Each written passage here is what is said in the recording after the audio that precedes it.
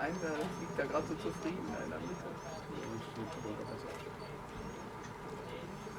Oh, yeah. So hippos, they are adapted to life in the water, and when they're in the water they prefer to stay in the shallow water. And a grouping of hippos together is called a school. They live in the group called school. And in a school, normally it is one dominant male who is in charge, who takes charge over the rest of the males.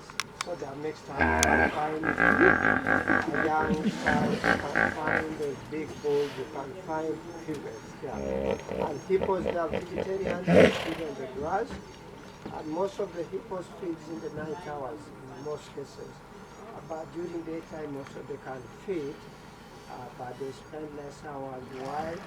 Because hippos, they have got very sensitive skin that can be affected by sunburn, so they try always to control much of sunburn by staying in the water during daytime. And vegetarians, the grass.